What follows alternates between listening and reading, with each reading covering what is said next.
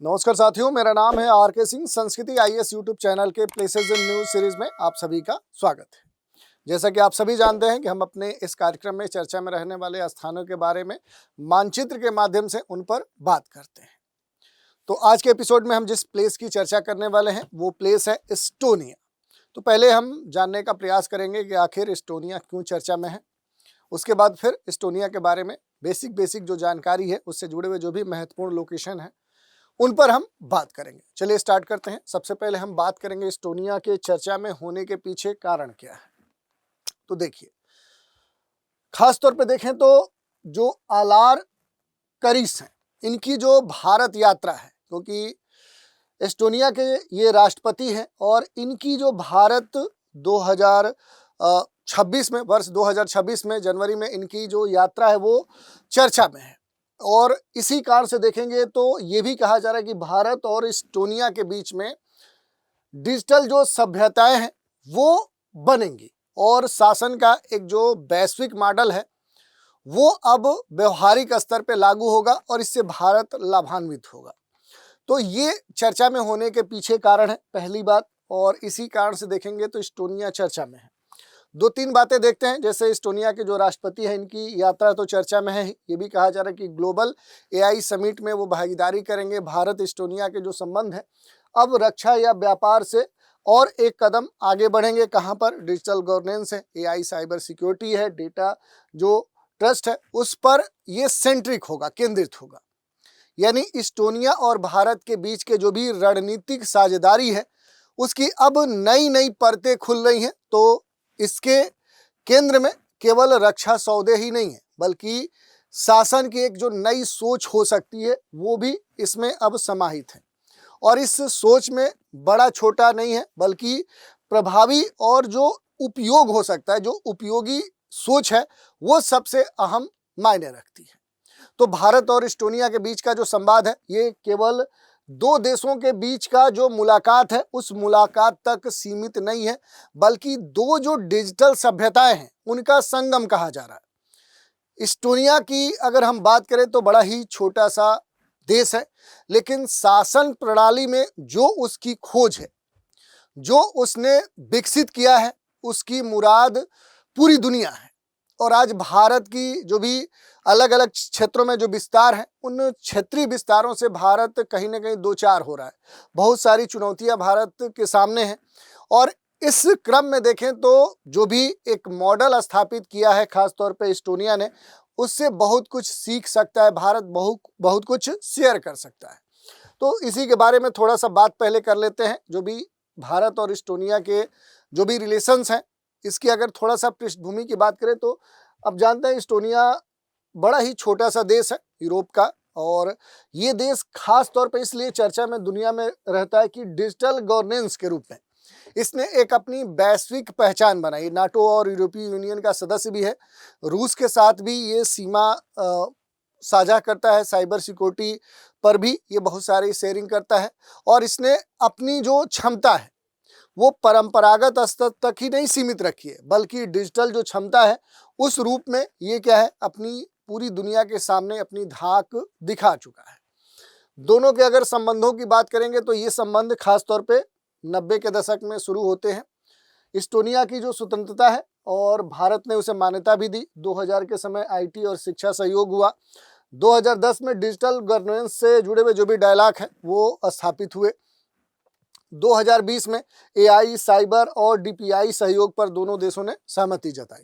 और अब 2026 में ग्लोबल डिजिटल जो गवर्नेंस विजन है उसको ये आगे लेकर चल रहे हैं। तो अब दोनों के बीच में जो भी संबंध है, ये जो संबंध है कहीं ना कहीं देखें तो अब केवल ट्रांजैक्शनल नहीं रहे बल्कि ये अब ट्रांसफॉर्मेशनल हो गए हैं। तो ये एक खास बात देखने को मिल रही है। और नेचर के स्तर पर देखेंगे कि दोनों देशों के बीच में जो भी संबंध है उसकी जो प्रकृति है इसमें कोई बड़ा छोटा नहीं है बल्कि खास तौर पे ये कहा जा रहा है कि यहाँ पर एक स्केल की बात कही जा रही है। भारत और खास तौर पे एस्टोनिया का एक जो सभ्यतागत जो संबंध है उसकी बात की जा रही है, क्योंकि दोनों में बहुत सारा अंतर है। अगर हम देखेंगे तो भारत एक बड़ी जनसंख्या वाला देश है जबकि एस्टोनिया छोटी जनसंख्या वाला देश है। भारत के पास डेटा बहुत अधिक है, लेकिन यहाँ पर देखेंगे तो क्लीन और इंटरऑपरेबल डेटा है वो है। यहाँ पर आधार यूपीआई है, तो यहाँ पर डिजिटल स्टेट जो आर्किटेक्चर है वो स्थापित है। यहाँ पर स्केल ऑफ डेमोक्रेसी है, तो यहाँ पर प्रिसीजन ऑफ गवर्नेंस है। तो इस तरह की बातें देख रहे हैं। तो ये जो कॉम्बिनेशन हमें देखने को मिल रहा है, ये वैश्विक शासन मॉडल का आधार बन सकता है। और इसी कारण से कहा जा रहा है कि इस्टोनियाई जो मॉडल है, ये भारत के लिए बहुत सारी जो संभावनाएं हैं वो ला सकता है। जैसे वंस ओनली जो सिद्धांत है, जिसमें कहा जाता है कि इस्टोनिया में नागरिक को अपनी जानकारी सरकार को केवल एक बार ही देनी पड़ती है, लेकिन भारत में आप देख सकते हैं अलग अलग स्तरों पे, अलग अलग विभागों के स्तर पे, अलग अलग कार्यों के स्तर पे जानकारी बार बार देनी होती है। तो ये एक बड़ा अंतर है, ये भारत सीख सकता है। डेटा एम्बेसी की बात करें तो इस्टोनिया ने युद्ध जैसी स्थिति के लिए दूसरे देशों में अपने डिजिटल बैकअप तक बना लिए हैं। भारत अपनी जो भी डिजिटल संप्रभुता है वो सुनिश्चित करने के लिए इस तरह के जो भी अवधारणाएं हैं उनको एक तरह से एक्सेप्ट कर सकता है। प्रशासनिक क्षेत्र में एआई की बात करें तो इस्टोनियाई जो मॉडल है, इससे भारत ये सीख सकता है कि कैसे एआई का प्रयोग करते हुए भ्रष्टाचार मिटाने, नौकरशाही में जो देर है उसे पहचानने, और एक कह सकते हैं कि इस तरह का जो पूरा संरचना है उसे विकसित करने की जो बात है वो भारत इस्टोनिया से सीख सकता है।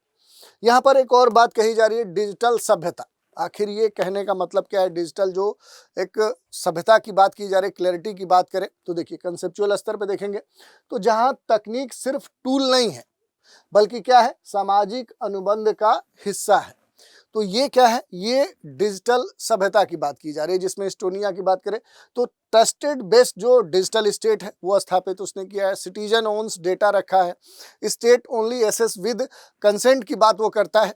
और भारत की अगर बात करें तो Bharat right based digital infrastructure की बात करता है, DPI as a public good है, और यहाँ पर इंक्लूजन एट स्केल की बात की जाती है। लेकिन दोनों मिलकर फ्यूचर डेमोक्रेटिक जो डिजिटल स्टेट है उसकी नींव रख सकते हैं। तो दोनों का जो संबंध है वो बड़ा मायने रखता है, और इसी कारण से कहा जा रहा है कि जो भी इस्टोनियाई मॉडल है इसके महत्वपूर्ण जो स्तंभ है वो भारत के लिए एक सीख हो सकता है। जैसे कहा जा रहा है कि जो विभिन्न सरकारी डेटाबेस है वो वहाँ पर आपस में क्या हो चुके हैं, जुड़े हुए हैं। नागरिकों को अलग अलग दफ्तरों में नहीं जाना पड़ता है, और भारत के लिए यही जो मॉडल है ये इंटर मिनिस्ट्रियल जो डेटा इंटीग्रेशन है उस रूप में काम कर सकता है। तो वंस ओनली जो प्रिंसिपल है ये भारत में स्थापित होना चाहिए कि एक बार आपने डेटा दे दिया तो हर विभाग में उपयोग करिए। रेड टेपिज्म की बात है, गवर्नेंस एफिशिएंसी की बात है, डिजिटल आईडी की बात है, ई रेजिडेंसी की बात है। तो सुरक्षित जो डिजिटल पहचान है, ग्लोबल जो डिजिटल नागरिकता है वो भारत में इस मॉडल के तहत स्थापित की जाती है। तो भारत में आधार का जो वैचारिक समकक्ष है वो इस मॉडल से लिया जा सकता है। दूसरी बात देखिए, जो भी इस्टोनियाई मॉडल है उसमें एआई और गवर्नेंस में बड़ा ही एक इंटरकनेक्टेड रिलेशन है। AI is not innovative, it is governance infrastructure, और इसके बहुत सारे संभावित उपयोग इस्टोनिया ने किए हैं, जैसे करप्शन के पैटर्न को पहचानने में, डिले प्रिडिक्शन इन फाइल्स के लेट लतीफ़ी को पहचानने में, पॉलिसी आउटकम जो सिमुलेशन है, वेलफेयर जो लीकेज कंट्रोल है, बैकएंड एआई जो वॉचडॉग मॉडल है उस स्तर पर इसने स्थापित किया है।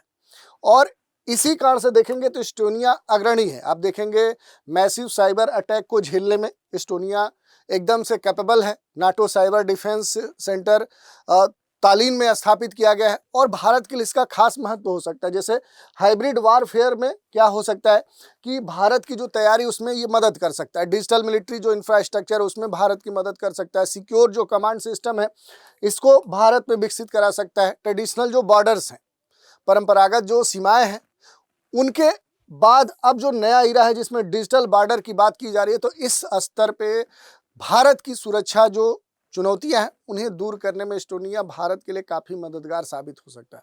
यहाँ तक इस्टोनिया का जो भी शिक्षा और नागरिक जो सेंट्रिक जो सुविधाएं, जैसे देखें इस्टोनिया क्या है, कोडिंग इन स्कूल लागू किया है, डिजिटल राइट अवेयरनेस लागू किया है, एल्गोरिदम लिटरेसी रखा है। तो भारत के लिए बहुत तरह की जो सीख है वो स्थापित कर सकता है।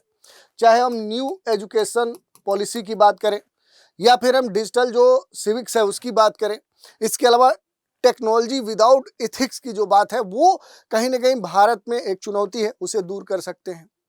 तो इसे हम सिलेबस के दृष्टिकोण से भी देखें तो इथिक्स के हम जोड़ सकते हैं। इथिक्स से जो हमारा नैतिक शास्त्र है उससे हम इसे जोड़कर देख सकते हैं।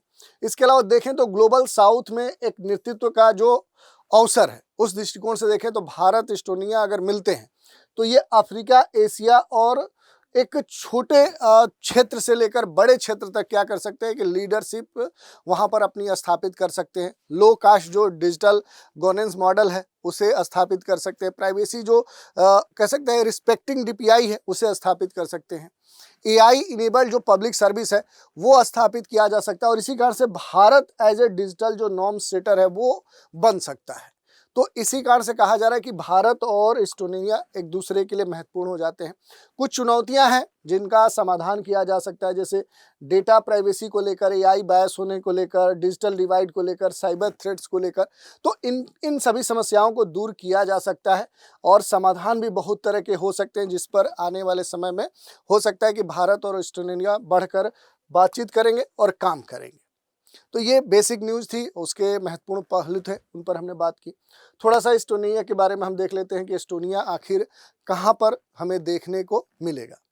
तो एस्टोनिया की जब भी हम बात करेंगे, ये आपका ग्लोब है। ग्लोब में कहाँ पर आप जाएंगे तो आपको जाना है यहाँ यूरोप में, उत्तरी यूरोप में जाएंगे। ये वाला जो क्षेत्र है ये देखिए, ये एस्टोनिया है, इसकी हम चर्चा कर रहे हैं। ये कहाँ पर आपको देखने को मिलेगा तो उत्तरी जो यूरोप है इस क्षेत्र में जाएंगे तो यहीं पर एस्टोनिया आपको देखने को मिलेगा। जो भी बाल्टिक गणराज्य है उसके उत्तरी भाग में ये आपको अवस्थित छोटा सा देश देखने को मिलेगा। तो भौगोलिक दृष्टिकोण से देखेंगे तो इसका जो क्षेत्र है वो छोटा है लेकिन महत्वपूर्ण है। दूसरी बात करें कि आखिर इसकी भौगोलिक जो अवस्थिति है वो हमें कहाँ पर देखने को मिलेगी, तो देखिए ये देखिए, ये कर्क रेखा है। कर्क रेखा के ये किधर है, ये उत्तर में है। तो पहली बात, अगर अक्षांशीय अवस्थिति की हम बात करेंगे तो देखिए इसकी जो अक्षांशीय अवस्थिति है ये कहाँ पर है, तो ये उत्तरी गोलार्ध का एक महत्वपूर्ण देश है। और इधर देखिए प्राइम मेरिडियन लाइन है, 0 डिग्री देशांतर रेखा है, उसके ये किधर है, ये पूरब में है। तो देशांतर इसकी जो अवस्थिति है वो कहाँ पर देखने को मिलेगी, तो ये पूर्वी गोलार्ध में अवस्थित एक महत्वपूर्ण देश है। एस्टोनिया की अगर हम बात करेंगे तो इसके अगर हम उत्तर में जाएंगे तो फिनलैंड देखने को मिलेगा, फिनलैंड की खाड़ी देखने को मिलेगी। थोड़ा सा इसका बड़ा मैप हम देखते हैं तब हमें समझ में आएगा। देखिए ये एस्टोनिया है और एस्टोनिया के उत्तर में अगर आप जाएंगे तो यहाँ पर महत्वपूर्ण एक क्षेत्र देखने को मिलेगा। ये क्या है, ये फिनलैंड की खाड़ी है।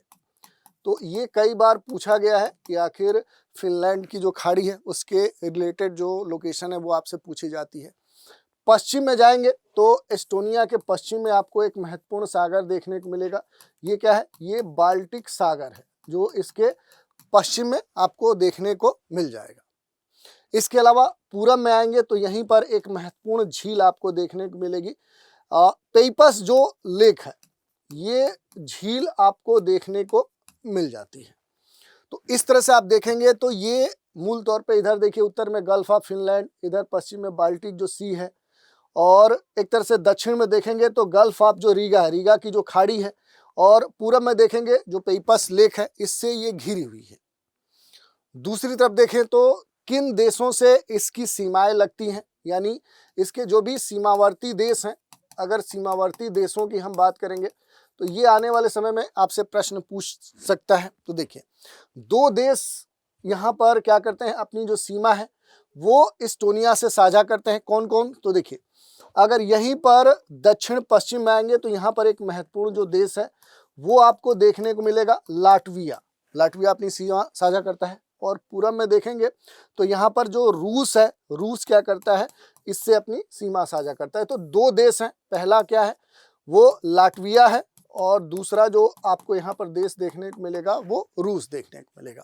2 देशों की सीमा इससे लगती है। अब थोड़ा सा कुछ महत्वपूर्ण जो उच्चावच हैं उनके बारे में हम बात करें तो देखिए एस्टोनिया पहले हमने बताया कि उत्तरी यूरोप का एक महत्वपूर्ण बाल्टिक देश है। पहले बात तो ये है कि ये क्या है, एक बाल्टिक कंट्री है, ये आपको पता होना चाहिए। इसका जो क्षेत्रफल है वो 45,000 वर्ग किलोमीटर से अधिक है। एरिया की बात करेंगे तो ये 45,000 वर्ग किलोमीटर से क्या है, इसका एरिया अधिक है। और देश का अधिकांश भाग आप देखेंगे तो अपेक्षाकृत वो नीचा है और समतल है। समुद्र के करीब इसका अधिकांश जो भाग है वो क्या है, आप देखेंगे तो वो नीचा है और समतल है।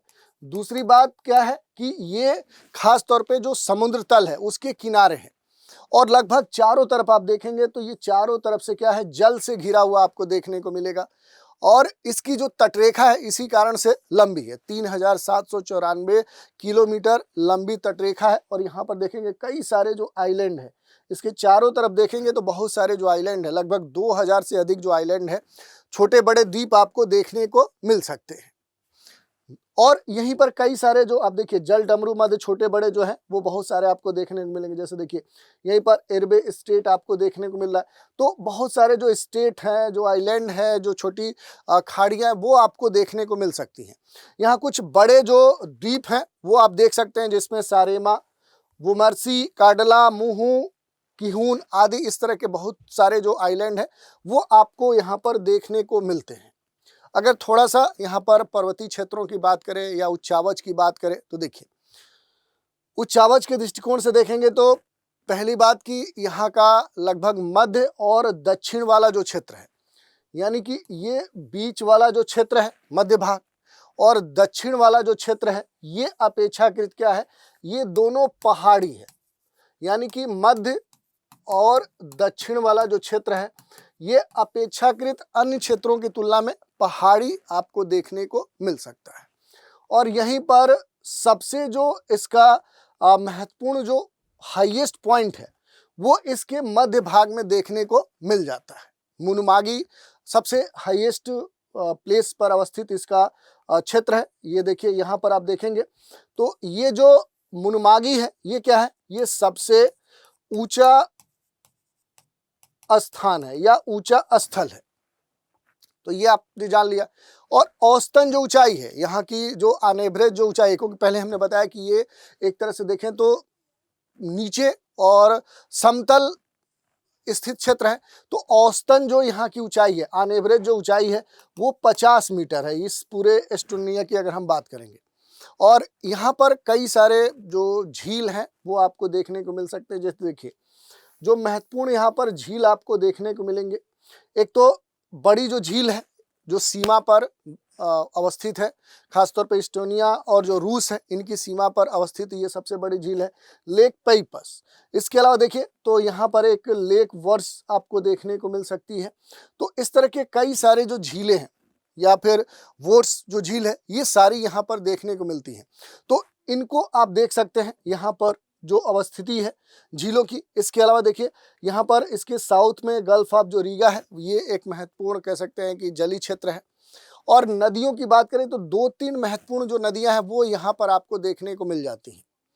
एमाजोगी है जो महत्वपूर्ण यहाँ की नदी मानी जाती है। दूसरी तरफ परनू जो रिवर है ये भी यहाँ की एक महत्वपूर्ण नदी मानी जाती है। मनमागी जो है वो भी यहाँ की एक महत्वपूर्ण नदी है। तो जो भी यहाँ पर नदियाँ हैं उनको आप यहाँ पर अच्छे से देख सकते हैं कि कहाँ पर कौन सी जो नदी है उसकी जो अवस्थिति है वो आपके लिए महत्वपूर्ण है, प्लस झीलों की जो अवस्थिति है ये आपके लिए क्या है, ये महत्वपूर्ण है। तो ये सारे जो झील है, जो नदियाँ हैं, ये क्या है, ये एस्टोनिया के सबसे महत्वपूर्ण जो क्षेत्र है उनमें शामिल होते हैं। यहाँ पर नदियों को और डिटेल में दिखा दिया गया है। तो ये यहाँ की जो भी महत्वपूर्ण लोकेशन है उस तौर पे हम इसे देख सकते हैं। अगर थोड़ा सा राजनीतिक अवस्थिति की बात करेंगे, एस्टोनिया के जो भी महत्वपूर्ण पॉलिटिकल जो सेंटर हैं उनकी अगर बात करेंगे तो यहाँ पर सबसे जो महत्वपूर्ण जो सिटीज़ है वो यहाँ पर आपको देखने को मिलेगा, जिसका नाम है तालिन। तालिन इसके उत्तरी भाग में देखेंगे गल्फ ऑफ फिनलैंड के तट पर ये अवस्थित है। और सबसे खास बात है कि उत्तर पश्चिम भाग में फिनलैंड के अवस्थित खाड़ी के पास ये जो टॉलिन है ये इस्टोनिया की क्या है, ये कैपिटल है, ये राजधानी है और सबसे विकसित शहर है, सबसे बड़ी आबादी वाला शहर है, प्रशासनिक, सांस्कृतिक और वित्तीय केंद्र का ये महत्वपूर्ण कह सकते हैं कि स्थल है एस्टोनिया में। इसके अलावा बहुत सारे जो शहर हैं जो यहाँ पर तटीय क्षेत्र में अवस्थित हैं उनकी जो अवस्थिति है वो एस्टोनिया में आपसे पूछी जा सकती है। तो ये बेसिक जो जानकारी थी एस्टोनिया के बारे में वो हमने देख ली। अब इसी पर आधारित एक प्रश्न देख लेते हैं। एस्टोनिया की जो भौगोलिक स्थिति है उसके संदर्भ में ये कथन दिए गए हैं। पहला कथन है, इस्टोनिया उत्तरी यूरोप में स्थित एक बाल्टिक देश है। दूसरा स्टेटमेंट है, ये पृथ्वी के उत्तर और पूर्वी दोनों गोलार्धों में अवस्थित है। तीसरा कथन है, ये पूर्ण रूप से स्थल आवृत है, यानी कि लैंडलॉक्ड है, चारों तरफ से स्थल से घिरा हुआ देश है। इन तीनों कथनों पर विचार करते हुए सही कथन का चुनाव करना कूट दिया गया है। पहला विकल्प है 1 और 2 दोनों कथन सही है। बी है केवल 2 और 3 कथन सही है। सी है 1 और 3 कथन सही है। और डी है 1, 2, 3, यानी तीनों दिए गए कथन सही है। तो इसमें से सही जो कूट है, कूट के आधार पर सही जो विकल्प है वो चुनना है कि कौन कौन से कथन सही है। तो ये हमने एस्टोनिया के बारे में देख लिया। एक महत्वपूर्ण सूचना है, संस्कृति आईएएस की तरफ से न्यू ईयर ऑफर संचालित किया जा रहा है, जिसके तहत यूपीएससी जो फाउंडेशन पीटी मेंस का जो लाइव ऑनलाइन कोर्स है उस पर महत्वपूर्ण छूट दी जा रही है। ये छूट 75% से अधिक दी जा रही है, यानी 75% तो छूट है ही, उसके अलावा अतिरिक्त 10% एक्स्ट्रा और छूट दी जा रही है। जीएस कोर्स का जो फी है उस पर भी डिस्काउंट ये दिया जा रहा है। GS, CSAT, compulsory paper, PT test series, इन सारे कोर्सों पर ये छूट दी जा रही है। और इसकी जो वैलिडिटी है ये 3 जनवरी 2026 है। इसके अलावा भी कोई जानकारी चाहिए तो उसको प्राप्त करने के लिए नीचे दिए गए जो नंबर है 9555-124-124 पे कॉल करके जानकारी प्राप्त कर सकते हैं, या फिर संस्कृति आईएएस की जो वेबसाइट है यहाँ विजिट करके संबंधित जो भी जानकारी है वो आप प्राप्त कर सकते हैं। तो आज के एपिसोड में इतना ही। अगले एपिसोड में एक और प्लेस के बारे में चर्चा करने के लिए फिर आपसे रूबरू होंगे। तो आज इतना ही रखते हैं, इजाज़त दीजिए। Thank you.